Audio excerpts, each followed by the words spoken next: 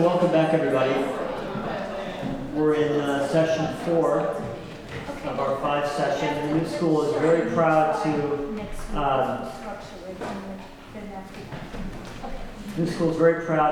have Jane DeMarcus with us this evening. Like all of our speakers practicing creative arts healing, Jane is quite modest and made me come up with my own introduction from her, so I'm proud to do it. She's been practicing therapeutic Harp for over 25 years, a trajectory of professional work that has taken her through working with cerebral palsy, through end of life, and healing pain along the way. She's founded several groups, Women in Black and Solstice, to name a few, and she's going to fill in the gaps, but I think it's really a pleasure to get to know a little bit about Harp therapy. She's certified through as a therapeutic Harp therapist through the California Institute. Is that? It's in San Diego. It's based there, International Harp Therapy Program. Okay. So welcome, Jane DeMarcus. Thank you. Thank you. Thanks for having me. So I'm going to play for you at first thing. Okay, so just relax.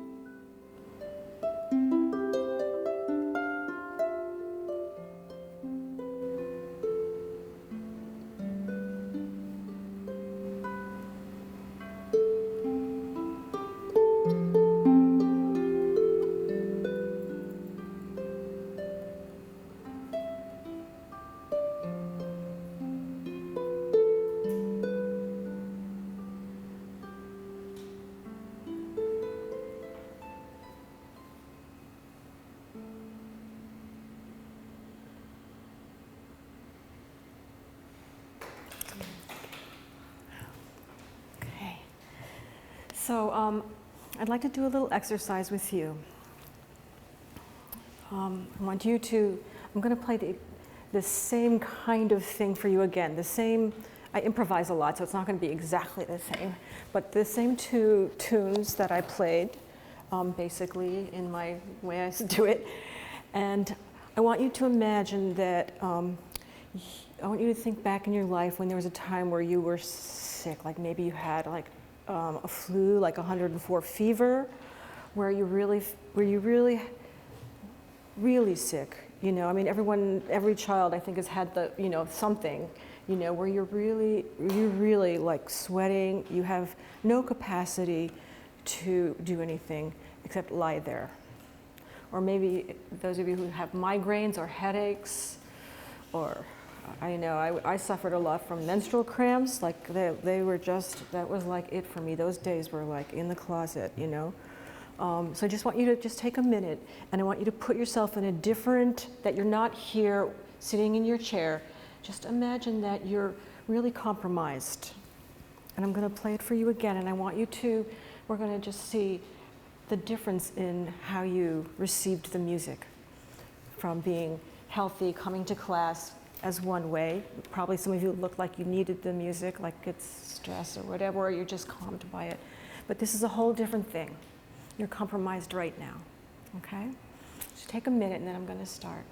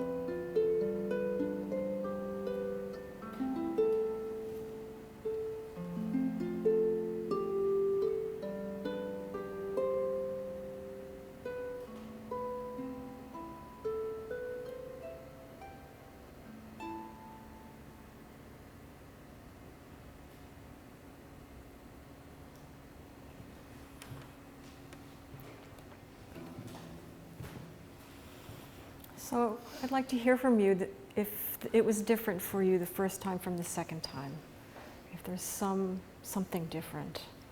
And I don't want to plant any words for you. I'd like to hear from you before I say anything. Okay, I wasn't sure what to think about, but when you said migraine, all of a sudden I started feeling that pain. Oh no, I'm sorry. No, it's okay.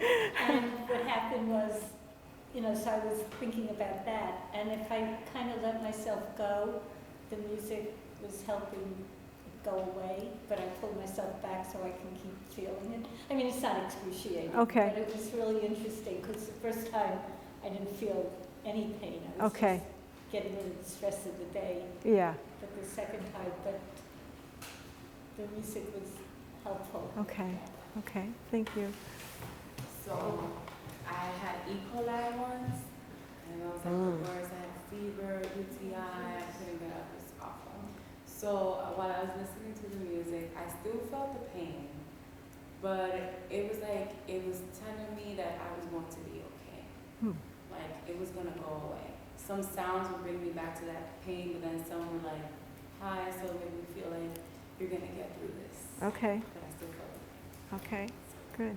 Yes, The first time I was moving into the music, and the second time it was coming to help me. It was like more about Okay. the active part. okay, excellent, oh, good. Anyone else? Lise? I actually felt something, it's like vibration around Yeah. my shoulders. Uh-huh, Something. Okay. It was a weird feeling. I wasn't aware of it the first time.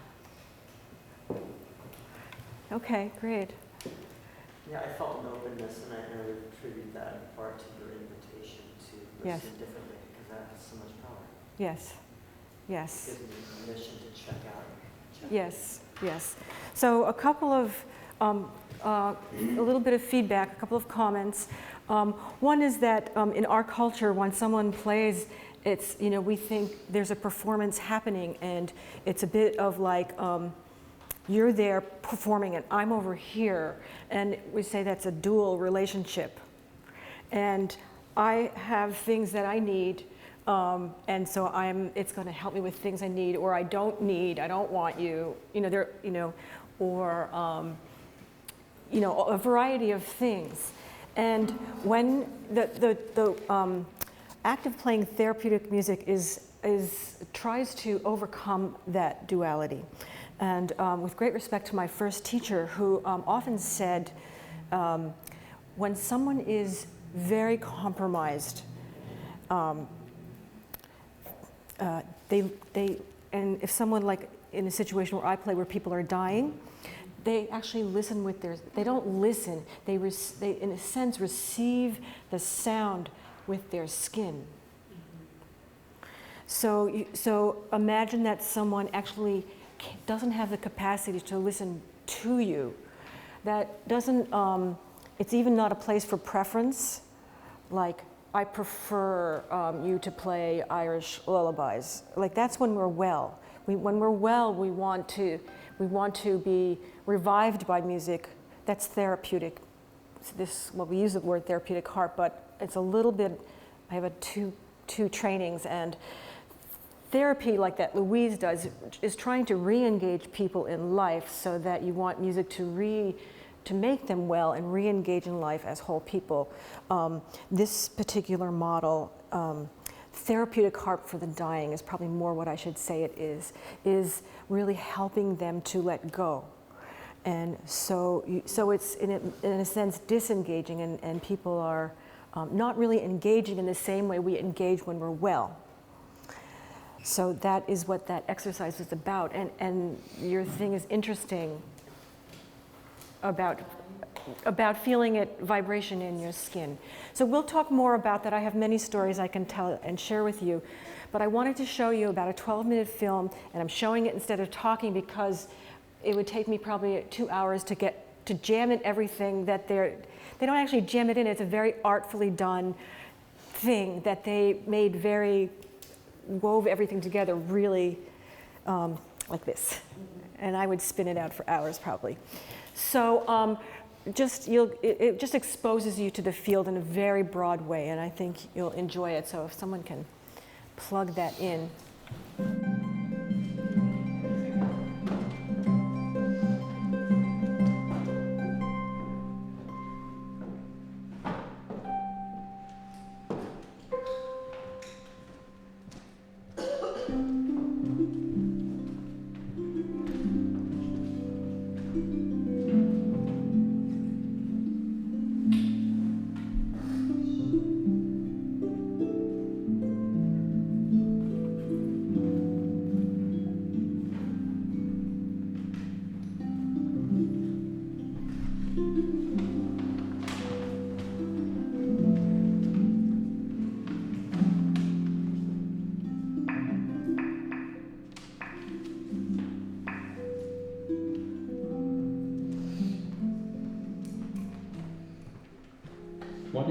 Of live harp music were shown to decrease pain and anxiety in post-operative vascular and thoracic surgical patients in a controlled pilot study performed in 2002 at Orlando Regional Medical Center.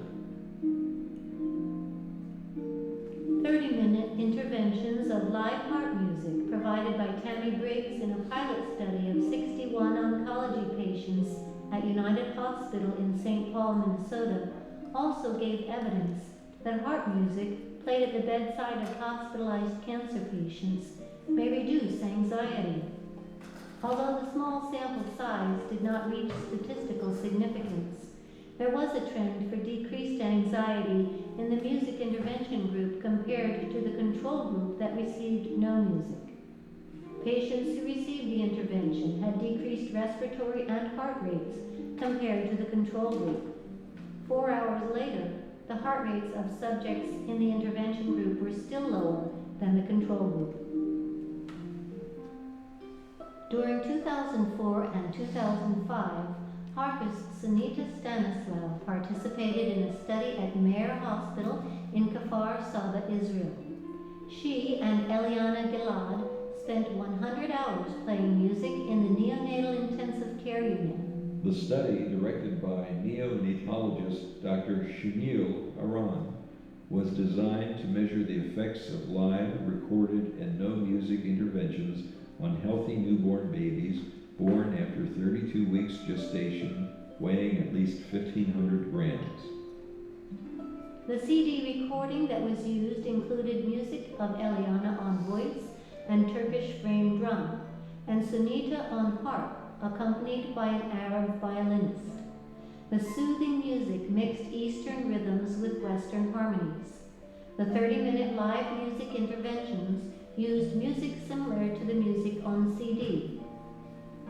Heart rate, respiratory rate, oxygen saturation, and behavioral assessments were recorded every 2 minutes before, during, and after the intervention, allowing 30 minutes for each interval.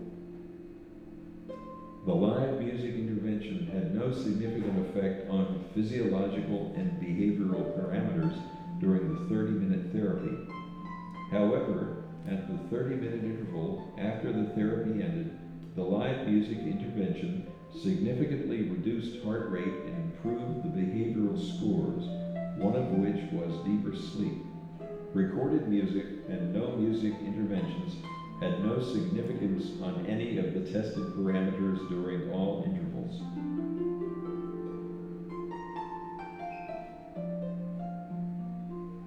I'm Dr. Paul Levy, and I'm a cardiothoracic surgeon here at the Heart Hospital in New Mexico. I'm also the surgical director, and here at the Heart Hospital in New Mexico, we've used Harp therapy for over 9 years, and we have been very, very satisfied with what we've seen when using this form of therapy. We've had patients in the waiting area that have been very relaxed during their wait for their loved ones in the operating room. We've also had post-operatively, we've had patients that we've seen their vital signs markedly improve. We've seen decrease in heart rate, we've seen decrease in blood pressure and respiratory rate. More importantly, we've seen more relaxed faces of the patients. Preoperatively in the holding area, we've also used the Harp, and it's been very effective in relaxing the patients before they undergo their operative procedure. The difference between live and recorded music is twofold. One, you have the presence of the musician, and second, you have the resonance of the instrument. With the presence of the musician, you have the face, you have the touch of the musician to the patient, and you can see all this in the patient's face. The family is so appreciative. The second thing, the resonance, it's beyond science. Again, there is something happening which I can't explain. I'm Sue Hoadley. I'm a music practitioner. The Heart Hospital, again, really uses the music as an integral part of the care plan. In fact, one day I got a quick message from a nurse saying, "We have a harp emergency in the recovery room. Could you come right away?" And I work in a hospital that is called a long-term acute care hospital, where patients may be confined to their bed for months. It brings them, it allows them to go to other places, to go into their fantasy world, to go to a beautiful meadow and see things that they don't see in the hospital. It softens their environment. And as the surgical director, I feel that I don't want to move forward in my practice without having harp therapy present. I saw firsthand the effects that it had on patients almost immediately. And from the very first experience, walking into a hospital room where a man was on a ventilator for a long time, and it was the first time the nurse says his breathing settled down, his blood pressure went down. He smiled, and his wife just broke out in tears, said it was the first time she saw him smile in weeks. And I realized that your program wasn't a flavor of the month. This was not about, oh, we'll come and play for the patients. That this was something of depth, something that was really connected to the work of healing. You don't go anywhere or step foot in the building unless you're competent, whether it be for medical records, for as a secretary, as a nursing assistant, as a nurse in a telemetry unit, oncology unit, ED, whatever. Everybody has their competencies, and that's the type of people, that work in healthcare, people who are ready to commit themselves to education and to supervision. You know, the number one thing in medicine is do no harm. And a good part of our work in quality and in safety is protecting our patients. In pastoral care, we do that all the time. So to have people that are being trained for this particular setting is very reassuring.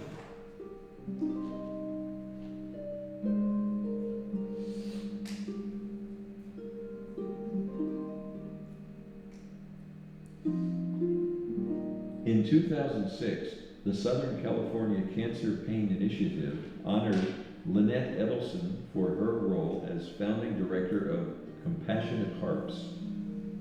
The award highlighted her work with the harp for the relief of pain and suffering of cancer patients. Compassionate Harps provided in-house training programs for harpists and provided harp therapy at facilities such as Inland Hospice, Pomona Valley Hospital, San Antonio Community Hospital, and Pilgrim Place Health Center in Southern California. Made me feel so good. In fact, I had tears coming out of my eyes. I thought, oh God, I wasn't sad, I was happy. Oh, that's wonderful. It was very peaceful and restful. And I enjoyed it thoroughly. That's just great. They make the patients feel so happy and more secure and just feel better about themselves. So it's not fun being in a bed. No, it's not, is it? No, and I'm a very active person. Being laying down is not a fun thing, but the music is just beautiful. The research that we've done at San Diego Hospice shows that the greatest benefit of harp therapy is creating a calmness, less anxiety.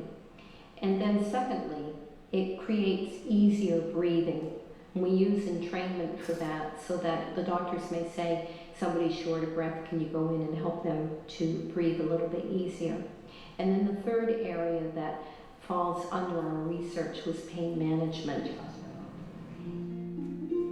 In a survey of 182 patients, families, friends, and staff who were exposed to 20 to 50 minutes of live harp music in the Cancer Center at Massachusetts General Hospital in Boston, 81% reported increased relaxation and calm mood as a result of exposure to the music. The National Standards Board for Therapeutic Musicians was formed in 2004 to create standards of practice for therapeutic musician training programs and their graduates. After the founding board completed their work on the formation documents, a new board was appointed in 2009. Reminiscent of Orpheus, Susan Raymond uses her harp to charm beasts of all shapes and sizes. She is a pioneer of harp enrichment for animals, specializing in pain management.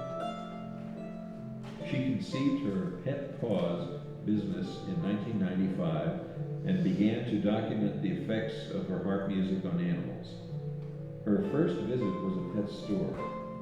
She noted that within a short time after beginning to play, without exception, all the animals were asleep. Dogs, cats, and rabbits all snuggled down for a nap. while birds went to roost and fish rested at the bottom of their tanks. Now a consultant and lecturer for veterinary conferences and the U.S. Army Medical Research Institute for Infectious Diseases, Raymond has worked with African green monkeys, African gray parrots, and Alaskan wolves.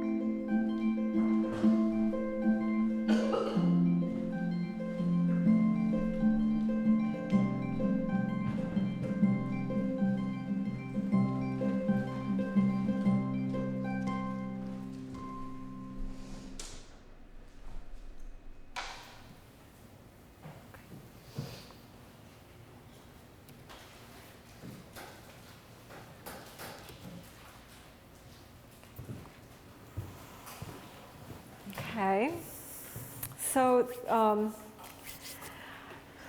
think last year or the year and a half, I went to Ithaca College. I'm from Ithaca, New York, and I gave a presentation at Ithaca College. They have an orientation that all the music students have to go to, and they invite people to come to talk about their different jobs. And I talked to them about what I do, and I heard later that many of them were freaked out because they just didn't realize that when I was a hospice musician that I actually worked with dying people or something.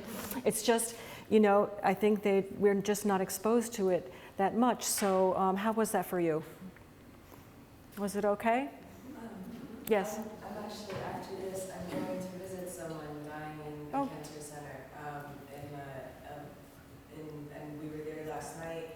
And then when Louise mentioned this, I was just in her class, and when she mentioned this, I went, a little bit too much to be coincidence, because we were there yesterday and we didn't know how bad he was. Mm-hmm. And as we were there, and I'm a musician as well, and a few people that were there were wondering just kind of what we could do for him. And I loved what you said about that they listen through their skin. Right. Because we never stopped talking to him, we never stopped telling Right. him who was there, who was Exactly. asking about him, and definitely taking a lot of this with Yeah, me. take it with you. Humming is really good people are very vulnerable. You know, I was playing for a patient. I also work at the hospital. I work for our hospice, and I interned at the hospital where I'm now hopefully going to get a 6-month, we're doing a pilot program in palliative care there. And I went into this patient, and even the sound of the harp strings were too strong for her. It's like, it's really like if you have a migraine and things hurt, sound hurts. And so there's a kind of care that we need to take around sound. And if you don't know that, you don't know it, you know. And when I first got the job, the director wanted to bring in a cellist, and I was hesitant to bring, I didn't really want to. You know, maybe at a distance, because that's a very strong sound, it's a very penetrating sound, and if someone is really fragile, you know, that could be, that it's like too strong, like if medicine is too strong or something, you know, so it takes a lot of care, and that's why we have training. Like this is actually a training set. So very quickly, my training is, I have a kind of interesting, I'm lucky in a certain way, because I first started in Chalice of Repose project in a training called music thanatology. And thanatology, like thanatos or death, so it's music for the dying. And I did 2 out of a 3-year program and stopped there for a variety of reasons, and then was working at a hospice and needed to be certified, and was really grateful that the International Harp Therapy Program let me come in as someone already having had some training and integrated my training in with theirs. And so I'm certified as a therapeutic harpist. And then now I'm going back to get certified in music thanatology through the Music Thanatology Association International. So I wanted to talk to you about what I do. And I thought first I would talk about some of the techniques, some of the skills that we do when we walk into a room for a patient. So I get patient referrals. I'm on payroll. I'm not per diem. I'm on payroll. I'm part of a clinical team that we meet weekly to discuss patients. And so they discuss patients, everything from their medications. The social workers are there, the chaplains are there, the primary nurse, the director of nursing is there, and all patients are discussed until we're done discussing. They're really long meetings. And I get referred to a patient. Sometimes I'll suggest that patient may benefit from having a therapeutic harp session. Things like anxiety, insomnia, difficulty breathing is a big one. Even nausea. So there's things that you can do. If someone has nausea, you can play very stable music, very metered and grounded music. Certain modes are appropriate for that.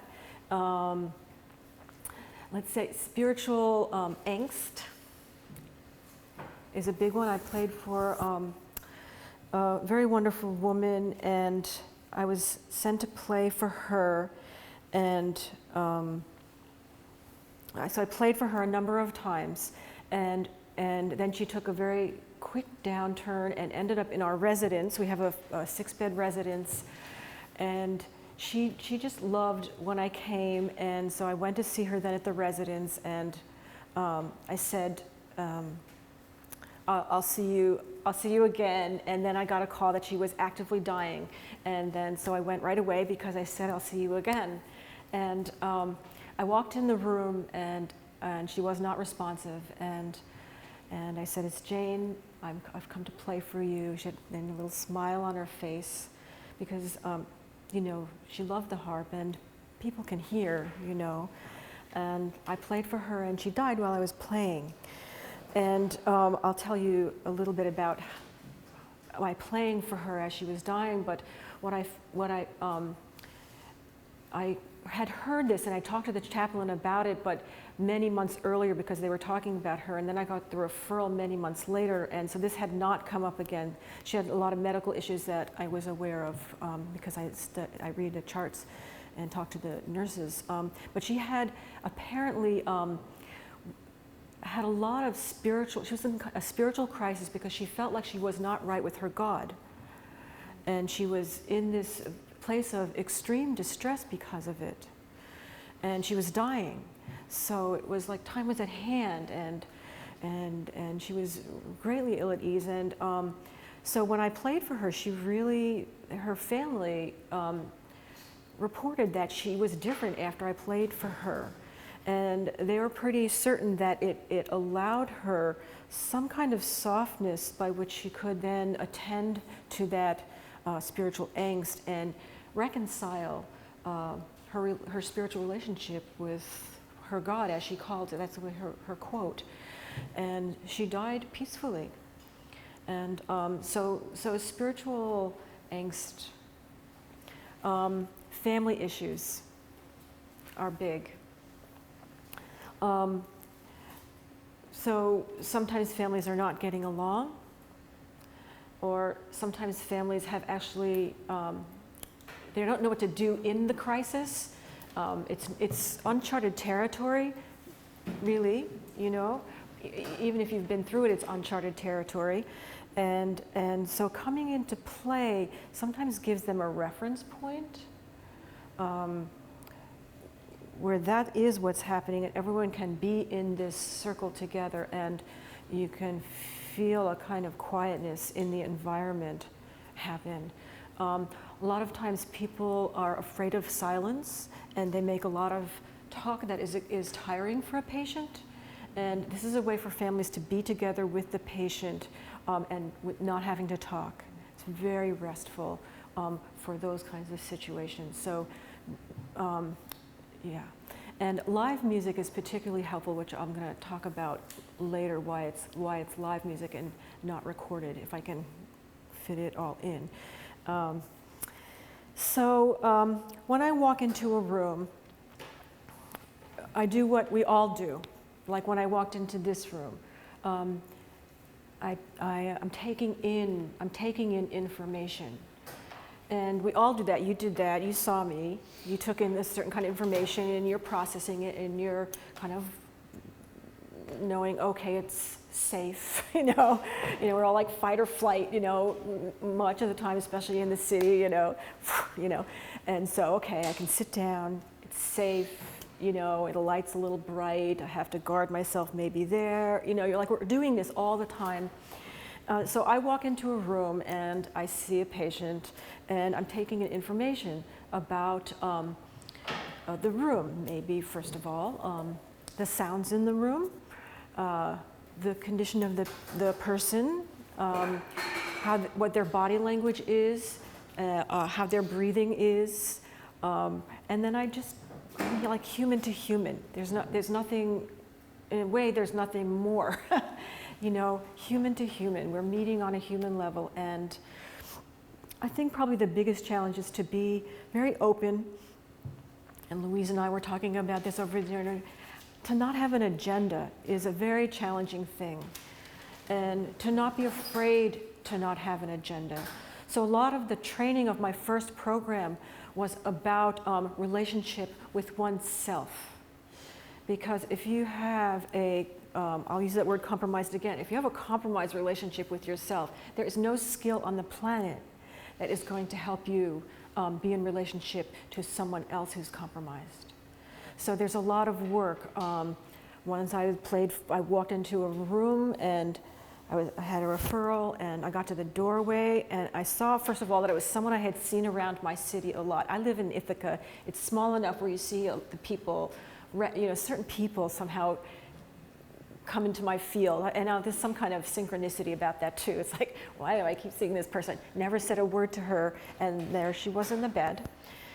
She was 50, my age at the time, and she was dying of breast cancer that she had refused to treat, I found out. And she was dying very angry, and it was very, harsh. And I actually played in the doorway. I didn't even go to the bed because there was such a kind of, field there. But I met the first thing, in seeing her, all these things come about myself as being a 50-year-old woman, you know, and breast cancer, and that I knew her, and the pain of it. So, you know, have to really work on how am I around suffering? How can I be present to someone else's suffering? What kind of process do I need to go through in my own self-journey that I can show up for someone else? Learning to listen. In the therapeutic Harp program, attentive listening is a big piece of that program.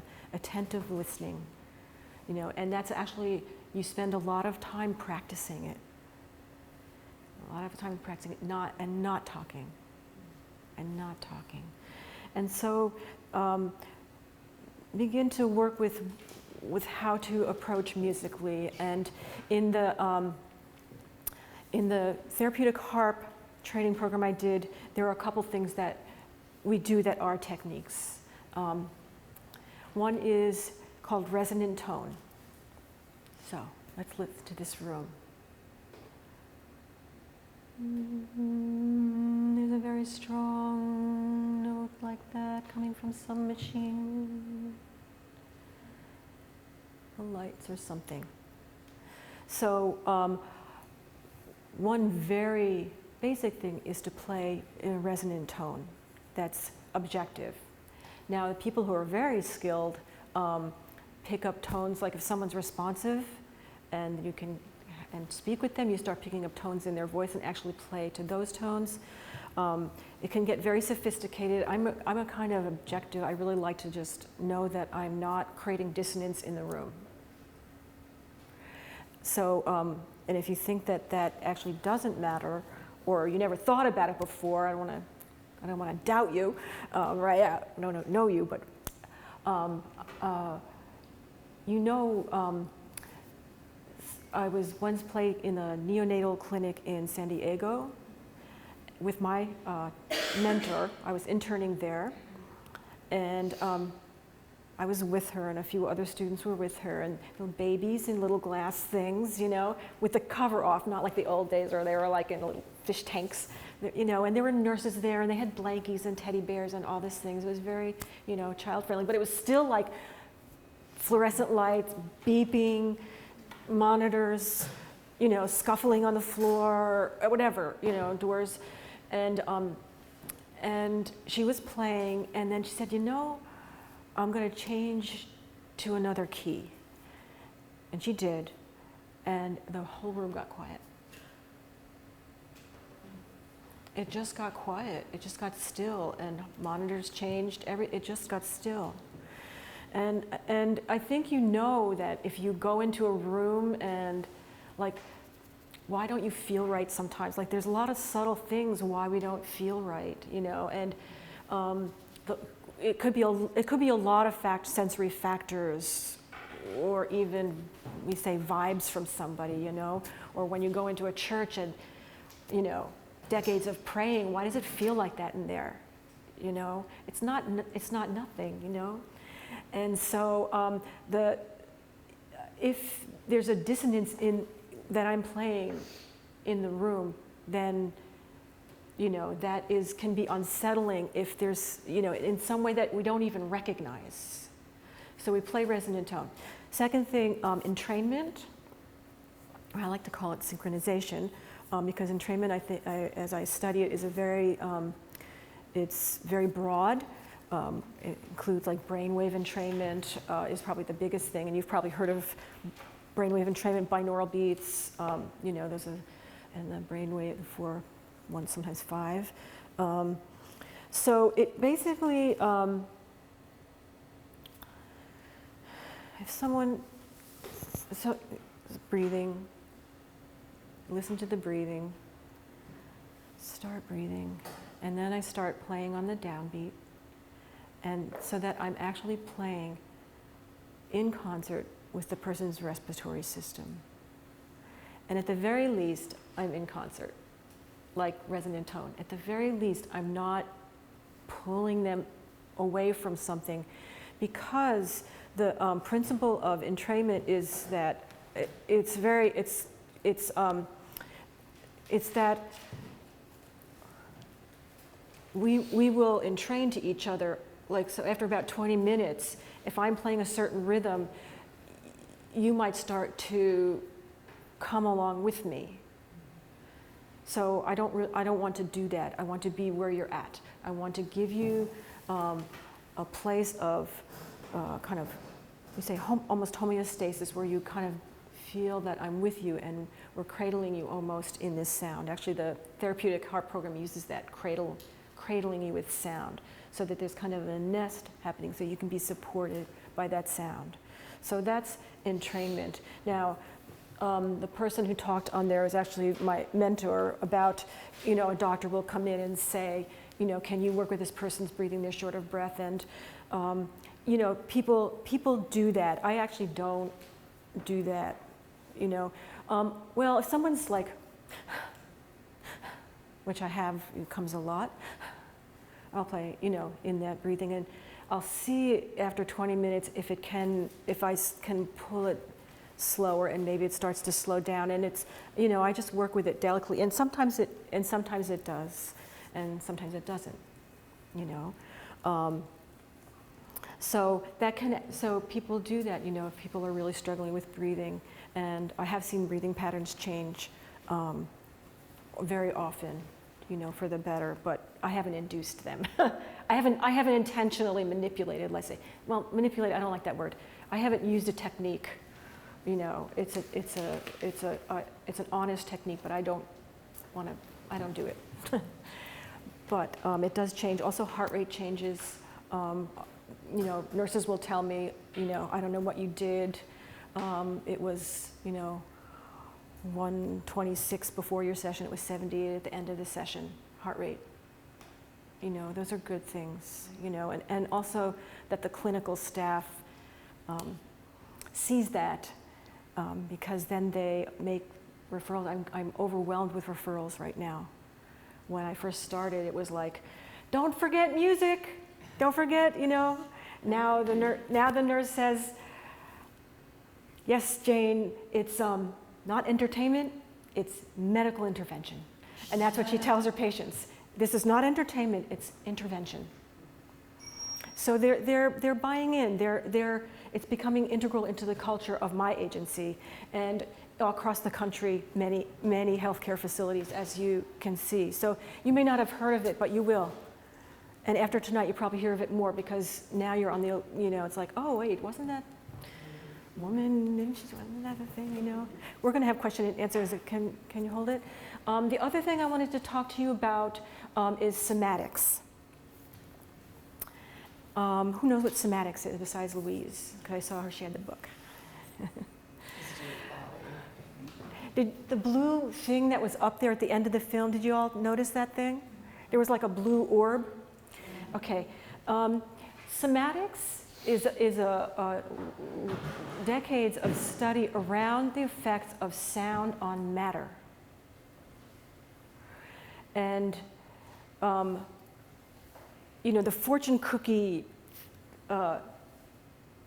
thing is that they found that sound affects matter. And they've developed ways of observing it, let's say. So I did have some images on my computer, but that might take too long, and I anticipated that problem. So I brought some images I'm going to hold up. Okay, here's the cover of my cymatics book. Now, what they've discovered is that sound, the effects of sound on matter is intelligent and has patterns, and as many patterns as could possibly exist on the planet exist. Like every pattern in nature exists in the images they've done using their techniques. Now this I believe is light coming through water. So this is the effect of vibrations on water with light. And I you know, I'm gonna make a little disclaimer about that because I'm not entirely sure, but I think that's what it is. Okay, so here's an amazing one. Isn't that like the most beautiful star? It's like star. This is sound. Sound made this image. Is it a particular note?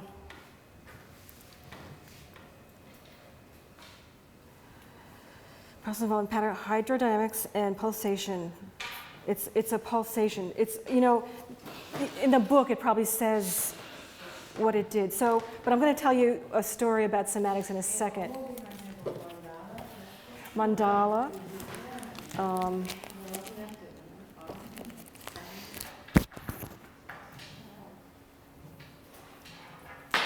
It's like a spine. Looks like a turtle. There's a whole bunch of these turtle ones.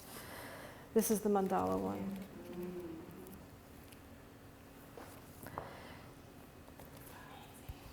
Aren't they amazing?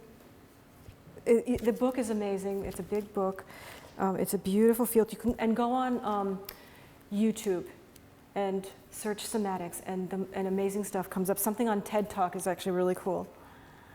Yeah, and so I wanted to read you something. This was really amazing. I saw a film on the science of sound, and the person who did this film was playing. I can't remember the tune, but it was appropriate to the images that came up, and so here's the way they described it. So the person playing harp, the sound, the vibrations come out like an orb around the harp, and on the surface of the orb are all these patterns, and they keep dissolving, they keep evolving and dissolving and expanding at the speed of sound. So it's this dynamic thing, but it's always in pattern, right? So they were taking images, I think of water, had a blue light like the one that was up there. And the series of images replicated a cell with an egg in it, waiting for a sperm, and then the joining of the sperm and the egg, and then the chromosomes, like the next image, the chromosomes splitting, and the chromosomes separating, and then the egg splitting, and then the two eggs. Like it replicated this process. And the images look like the cells that you see in your textbook. It's really amazing. And so here's a quote from him. This is John Reed. He's an acoustic engineer, and he invented this thing called the cymoscope. Cymatics, cymoscope. These are called cymoglyphs. The images are called cymoglyphs, where it's an instrument that can document and measure and image and photograph and create, you know, and he has this, they do sand, they do water, they do like every liquid, every substance they can think of, they do, and they come up with different images. So he says, such sonic scaffolding may once have provided structure in the primordial ocean of the earth, wherein the DNA of life could take form. Especially the one with the chromosome splitting, because the one with the chromosome splitting, it's hollow spiral on the inside, right? DNA, the DNA spiral, okay. And he says, theoretically, such microtubules produced by sounds bubbling in on the surface of through wave action or like hypothermal activity still exists. So that an ocean state. He says, imagine the same process working on the cellular level of your body. There is incredible healing potential here. And all of the fields of, there's so much happening right now. If you searched sound and healing, music and healing, it's just vast. So, you know, music thanatology, therapeutic practitioner, Harp practitioner. There's vibroacoustic therapy. There's Joshua Leeds does the brainwave, Steve Halpern's music. It's just so vast that you just should go on and just like look at it. You just get blown away, and all of them.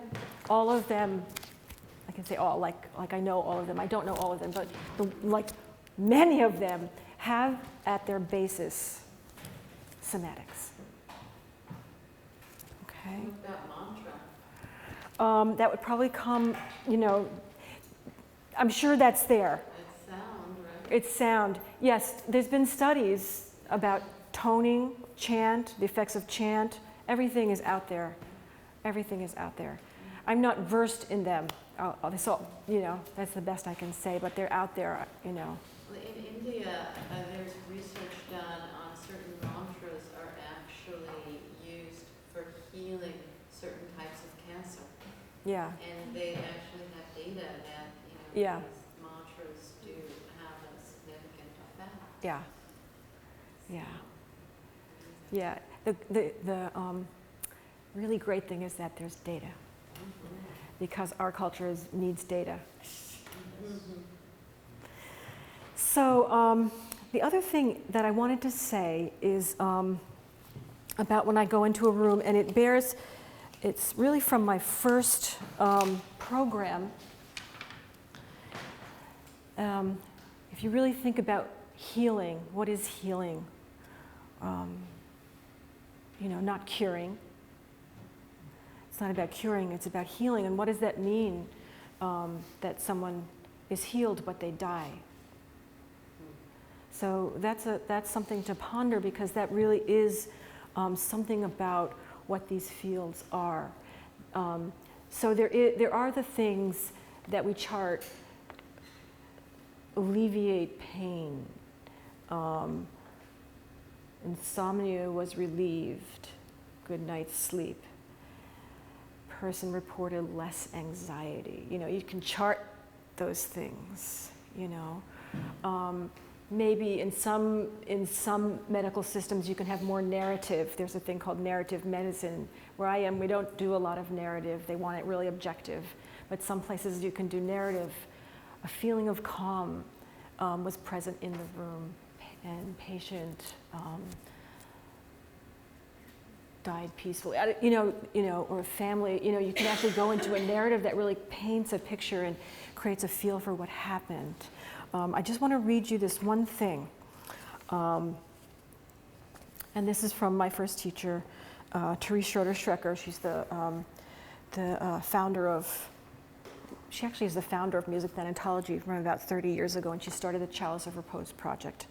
And she's in Oregon.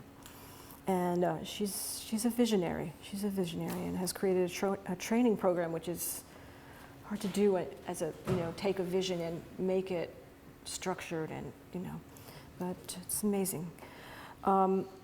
So I want to read you this quote, and this is really at the heart of it for me. She talks about singing, but we can say music. The greatest singing takes place when we observe periods of silence. You cannot talk or sing all the time and still expect to have something meaningful to give away. This observation of silence is crucial in identifying the split between concert artist and concert audience. A fragmentation exists. The two are asking to be one, but this is difficult to achieve. Silence is the key. Our own inner silence must be allowed to be heard by the audience. We heal that split by transforming stage into altar and by an exteriorized performance into a vital, streaming inner life that is made available, audible to others. And I would say playing for anyone, playing for the dying has taught me, has changed the way I play everywhere. Because I think that split, we all want that whatever that is, you know. And her teaching, you spend the whole first year, your inner life, the phrase, my inner life made audible. It's my inner life made audible. And if my inner life is not available to me, or I have no silence, then that's audibly not what I want to give to someone who's impaired. Actually, it's not something I want to give to you unless I'm psychologically, like intentionally, like as a performer, sometimes that is part of a performance. I have performance art, you know, poetry or songs that reflect my stuff. I don't give that to patients, though. That's not what that's about. That's my stuff, and that's a different, we can relate on that level as people who are trying to get through life, you know, one step at a time, you know. But for patients, inner silence, inner knowing,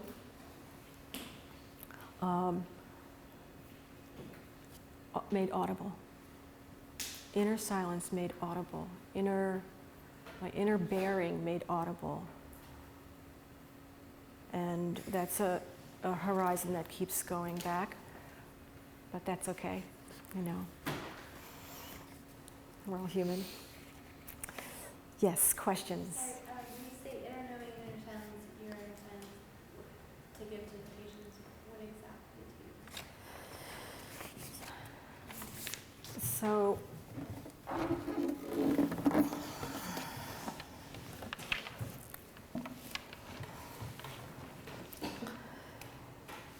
So, here's a patient, let's say.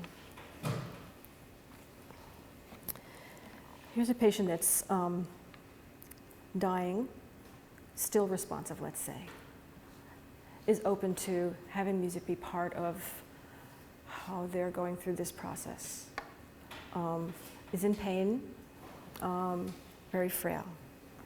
Now, so if I walk in and I have a stillness and I can wait, and then I can begin to enter her stillness and her space, then I can begin to listen, and also listen.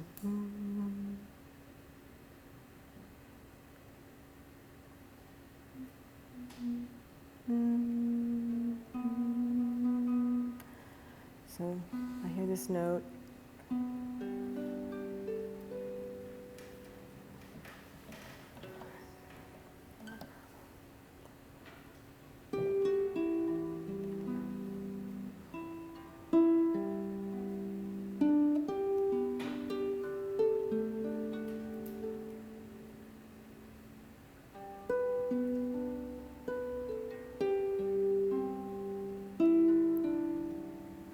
So say I'm playing with her breathing. There's a lot of space. Sometimes there's called apnea. So there's space in between the breath. So sometimes the music doesn't even sound coherent. So if someone is dying,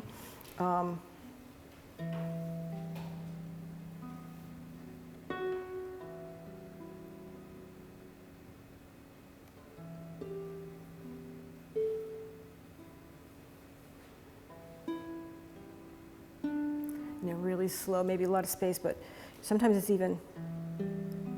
hard to, like I'm here, I'm not quite transported into my space.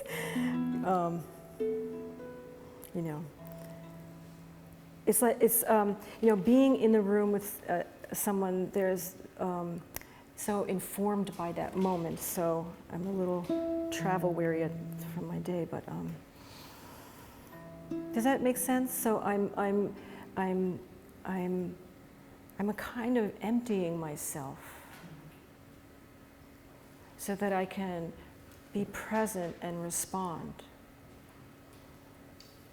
Holding a space for them. Yes, I'm definitely holding a space for them. And that's a capacity that we grow. You can't learn it, you grow it. You know, you can't study it, you practice it.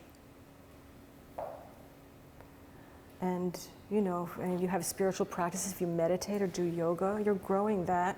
You might never be in a field like this, but you'll use it at the checkout counter. You know, I mean, it's how we can be present, you know, in life, you know. Yeah. Yeah. Are there other instruments that work as well as the harp? My fields, the first field did voice and harp, so I sing a lot to patients. And there's the decision, when I'm playing and then I introduce my voice, there's a certain level of intimacy in a voice. So that's a choice that I make around what's happening in the room, if that serves a patient. I have a patient that I only sing for because the harp is, it's just like in the way. It's something that's between us, and she has a lot of paranoia. And so I just sit down with her, and I don't say I'm the harp therapist. I say, hi, I work here, and your daughter thought you might like a visitor. You know, if I say like a harp therapist, they're like, what are you, who are you, what are you? And would you like me to sing? I'd love to sing for you, and, this one person was very paranoid. Her eyes were like, and I started to sing and she just went like, it's very healing. It's ancient, singing to people or humming to people. It's maternal, and when people are alone and dying alone and hold their hand and sing to them, I mean, that's a capacity again. There's the training, and then there's the capacity that you grow, yeah. What do you sing to them? Is it mostly just syllables and vowels? Is it similar to the things that you play? I sing Gregorian chant. Gregorian chant is not metered. It's in Latin, so I don't have to worry about them, if there's a, getting hooked on words. You don't want them to get hooked onto anything. That's more what I'm thinking of, is the words, like not using words that they would recognize that would make them start thinking about one thing or another. Yeah. When people are well, it's different. And, I'm of the mind that when people are well, if they want a cheeseburger and they've been a vegetarian their entire life, they should have a cheeseburger. If they're on hospice, so they want a cheeseburger, and go get them a cheeseburger. If they want Cajun music, I'm gonna find them. I don't, like some programs, they say no hymns. Because the problem with hymns, and it is a problem, is that, religious music is loaded, and who knows, you think you're gonna sing Amazing Grace to somebody, and their wicked stepmother used to sing it while she was locked her in the closet or something, and you don't know people's histories, so you tend to be conservative. Now, I'll get a referral and they'll say she's Methodist, and she was an organist, and she loves those old hymns, and I will gently try one, and if I see someone look like they're like, like this one woman, she was so paranoid. She was like, who are you, what are you, and I just started singing to her, but not Amazing Grace. That's probably one of the most loaded ones. But I sang, just a couple, and I hummed them. I didn't do a lot of words. I just hummed like Nearer My God to Thee, or, some of those old hymns in that generation. She's like 80 something, and that generation of women especially, she just like, took a sigh and let it out, and like that feeling, like I'm safe. From feeling like I'm not safe to I'm safe. And so it, requires like care in doing it. You don't just do it, I'm very careful, but, that's the thing about hymns and religious music. Lots of Gregorian chant is really big. And lullabies, there's some very beautiful lullabies. And meter this is actually called prescriptive music. You should write that down. It's called prescriptive music because, there's some information, and there's a decision about what will address that. And so the things that are tempo, meter, modes, what key you're in because of resonant tone, those are some of the prescriptions, so to speak. So it actually is called prescriptive music. Both programs use that phrase. Yes. Yeah. Who had a question? I was just looking at some of the meta-analysis before, because this is Oh. the second. Louis also spoke on music therapy, and so a lot of the researchers say either the evidence is lacking for any therapeutic support, or there's not enough evidence. And what's interesting is most of the studies that I found used recorded. So it's interesting to hear. Are recorded, yeah. Recorded. That's the thing, right. And then the question I had is, of course, what's the difference? But then the other piece is working in Dr. Kinsmer's lab, and he's very interested in forgiveness, like psychological, neurologically, and also surrender. And those sounded like both forgiveness and surrender sounded, and he's doing it in terms of healing in didactic relationships. Right. Partners. So this, of course, is kind of a didactic relationship. Yes, exactly. I'm just wondering if you have a sense of surrender or forgiveness with the patients as they pass. That they are experiencing some surrender and forgiveness, yes. Self-forgiveness is. I would say that woman who was not right with her God definitely passed through a surrendering. That was a very striking example. And I would say many people, it really assists on a letting go. I think, it enters on another level than discursive or psychological. Like, it's not appropriate when someone's dying. I think we use the word, I like the word soul growth. Some people don't like it, but my first program used it a lot because it is, there's like kind of soul work here. So in the Thomas More, I don't know if you know Thomas More. You know Thomas More? He wrote, my mind is blanking him. Care of the Soul. So he has a book called Care of the Soul in Medicine. And it's actually that caring for the soul is medicine. And that medicine, that to help physical and emotional and spiritual. Like one of the big things on Kinsmer's Blackboard is moving from a sense of ego state of past Yes. future to, and then what happens he's a neurologist, so what happens neurologically when we get into a state of present Right. self. I'm wondering how music assists And, with that. and they're measuring that. Yeah. They're measuring it musically too. And I don't know if you noticed on some of the studies that they did on here. First of all, recorded music doesn't impact. It doesn't impact. It's the live music, and you have to consider two things: cymatics. That the vibration of the strings actually is impacting, and they have found on the molecular level that sound affects the molecular level. And two, that you can't respond moment by moment with recorded music. You can't do prescriptive music. It's not the same thing. It's not the same thing. I mean, it's nice. People put on things, and it's fine. It's nice, and it can even I think I always account for mystery. I walked into a patient's room. He was a famous jazz musician, and they had his music playing, and I don't know. We turned it off, and I played, and his heart rate went down and everything. But they were playing his music. He died listening to his music. Clearly you practice from a very empathic place. It's Yes. obvious in your presence. Yes. And so I want to say that. But I think that there's a fine line between prescriptive music and paternalism. And maternalism? Paternalism. Paternalism. The decision that this is what you need, so this is what you're going to get. I mean, that's a hard Yes, way to yes, say it. I understand. How would you address that point? Because the techniques are non-invasive, it's not about bringing a result about. It's about one is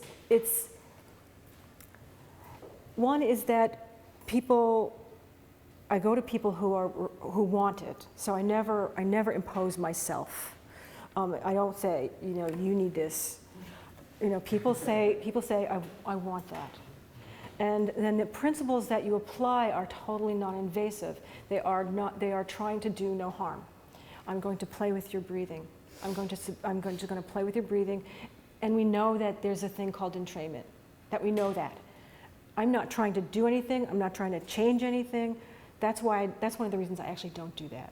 although there are studies that doctors will say, like Christina Turin, my mentor, they have the thing, this is funny, when people are constipated, they ask her to play a certain mode. It's the Phrygian mode, and they call it the commode mode.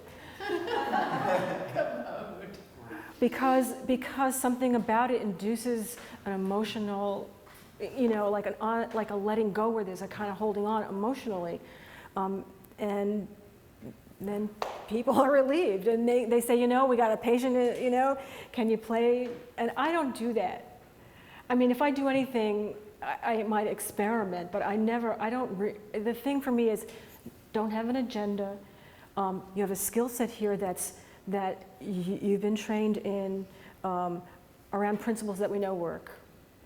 Dissonance in the room creates a heart rate. The monitors go up. Entrainment, blood pressure, heart rate goes down. So those are things that we know. And I stick with those. And I think the practitioners I know do that. Does it satisfy you? It does. I work with the palliative team, and the dialogue interdisciplinarily weekly is always this debate of what does it mean to die well? And why are we so know. fixated on dying well? I don't like, yes, I will shake your hand. The whole dying well thing is really like, some people feel really pressured too by it. Like, oh my gosh. No, I have a friend, she's like, wow, blessed death, die well. What if I fail? What if I get an F? And I'm like, the thing is, it's like, we can relieve suffering if we can. I played for a patient, and when I played for her first, she was sitting in a chair, had the pallor, sitting in a chair, and she was like, oh, that's beautiful. And she just leaned back, and we played, oh, that's beautiful. I was like, and we were like, and I played for her a number of times, and then she quickly went downhill, and she became unresponsive. I'm sorry, I'm kind of at the side of the room. And she, I got a phone call and said, you have to come. She's like, she's like making these weird sounds, and I got there, and she was like, she sounded like an elephant. And they were like they were normal. They were not the usual sounds you hear. They weren't the usual moaning. They weren't like physical, like rattling. She was like, and it felt like, when you have those nightmares, and you're like going through some nightmare, and you're like maybe you're even making sounds and you don't know it. Felt like she was like discharging a lot of, I don't know, like it's a mystery. You have to, the first thing is it's a mystery. You have no idea. And then I'm like, and it scared some of the family, like, is she in pain? Is she what? And they did everything. Is her bladder? And they did everything, and everything checked out to be fine. And we just, it was like, she needs to do this, and it doesn't look good for us. And her death was the right death. It's just how someone dies is the right way. The right way. And that's all I can say. And I got there, and nothing worked. And if I were braver, see, part of it is you play where the person is at. You play homeopathically. So if I was braver, which I wasn't at the time, I would have played dissonantly, and I would have played like something harsh to kind of meet her at this level and to say, yes, wherever you are, I'm going to be with you, and I'm going to travel with you where you are. And that is actually the school of thought and the technique. And it was humbling. It was humbling because it went on for days. It wasn't just like a few hours, it went on for days. And she died that way. I asked her partner, and her partner was like, she was like, let her do this. It was exhausting. It was like being with someone in labor for 36 hours. And her partner was right with her, and she agreed with me, the partner agreed with me.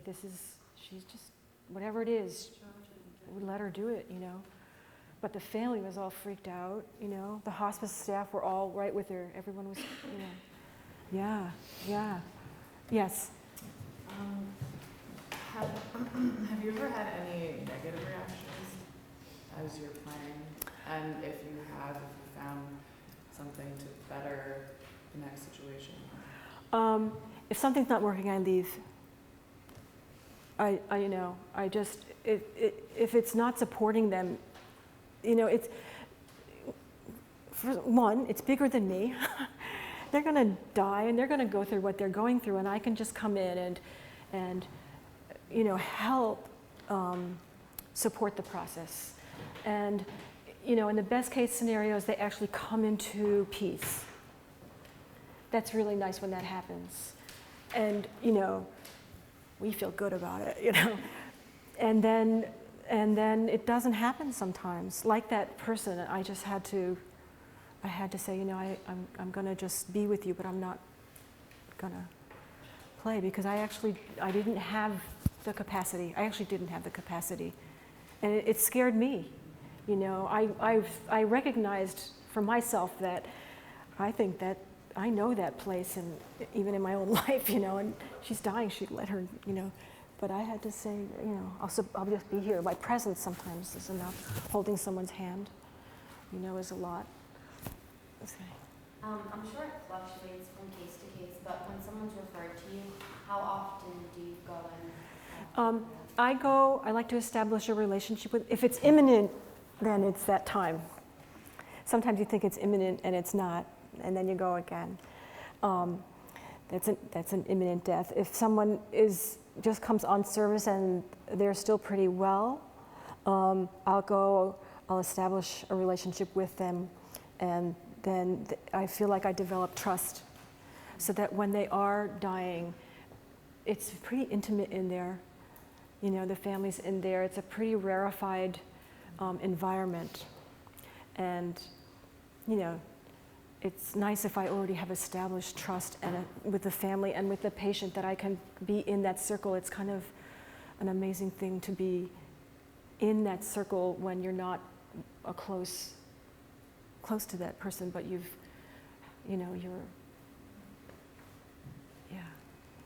yeah. So then I go regularly. I go weekly. Okay. Yeah, or sometimes every other week, depending. Yeah. What do you do to take care of yourself? How do you? I just resigned from a job that's not related to this work at all, and that's great. You need, like Therese says, if you don't have periods of silence or pleasure or, you know, leisure, you know, just basic humanity unfolding in your life, you know, there's nothing left to give. So, yeah, silence, reading, walking. I do yoga a lot. I meditate. I mean, those are my spiritual practices, you know, and then, you know, hanging out with the dogs and going for walks and going to movies. Yeah. You mentioned something about healing and curing. Yeah. So I want to know, like, what's the difference, or like, what do you mean by those two? Okay. Curing means that someone is going to cure you and make you better. And then you won't be sick anymore. Maybe you won't even die. Maybe you'll never die. That people, you know, a lot of people in hospice think they're getting better until they realize they're not. Although some people get better and they graduate. They go off services, you know. That's happened. So that I would say that curing, that's, you know, the need to cure. So hospitals are, you know, interventions about curing illness.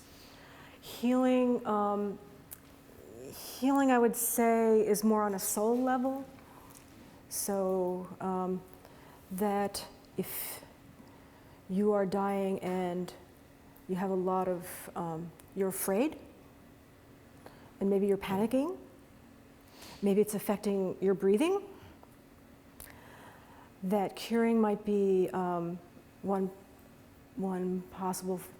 I mean, we don't want people to die, you know, in a panic or feeling like they're drowning or in, you know, acute pain, or, you know, so pain management, all those things can help people, let's say, have a better death. I mean, I think dying, the whole field of, the whole hospice field has made,